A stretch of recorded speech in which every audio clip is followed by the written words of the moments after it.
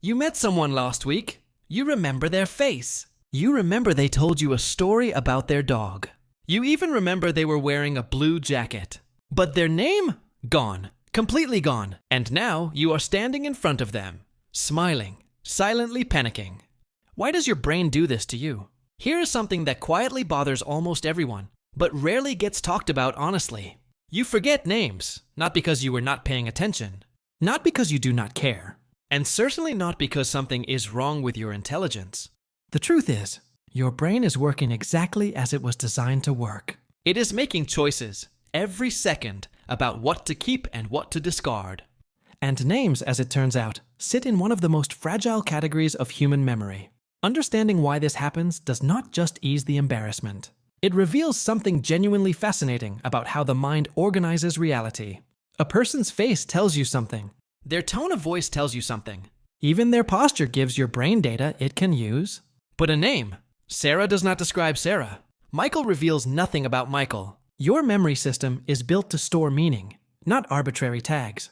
There is a well-known experiment in cognitive psychology. If you are told someone is a baker, the profession, you are far more likely to remember it than if you are told their last name is Baker. Same word, entirely different result. Why? Because Baker the profession activates images, smells, associations. Baker the name activates nothing. It just floats, unconnected. Your brain encodes depth, not labels. Your brain has an entire region, the fusiform face area, devoted specifically to processing and remembering faces. Evolution built this. Recognizing a face could mean the difference between identifying a friend and identifying a threat. But names are a recent invention in human history. Language-based labels for individuals simply did not exist for most of our evolutionary timeline. Your brain never developed a specialized system for storing them, so names get processed through general memory, which is far less reliable. When you meet someone for the first time, your brain is doing an enormous amount of work simultaneously. It is reading facial expressions, evaluating body language, processing what is being said, managing your own responses, and monitoring the social environment. The name is usually introduced in the first 3 seconds, the exact moment when cognitive load is at its peak. It enters a mind that is already overwhelmed, and it gets pushed aside before it ever reaches deep storage. Psychologists call it levels of processing. Information that is merely heard gets shallow encoding. Information that is actively thought about, connected to something personal, or repeated in a meaningful context gets deep encoding. Most of the time, you hear a name once in passing and never engage with it again.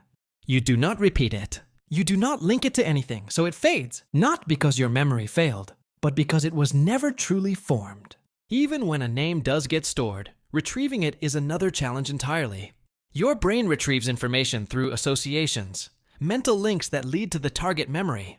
A face is its own cue. A story has emotional texture, but a name often has no retrieval path. There is nothing to follow back to it. It is like searching for a book in a library with no catalog system. The book might be there. You just cannot find it. So the next time you forget someone's name, do not question your intelligence. Question the assumption that remembering names should be easy. It is one of the hardest things you can ask your memory to do. Store an arbitrary, meaningless sound, heard once during a moment of high cognitive load with no emotional anchor. The real surprise is not that you forget names. The real surprise is that you ever remember them at all. Your brain is not broken. It is busy doing something far more complex than filing labels. It is building a map of the world based on meaning, emotion, and survival. Names just do not make the priority list. If you find yourself thinking a little differently after videos like this, consider subscribing. No noise, no hype, just a quiet space to understand yourself a little better.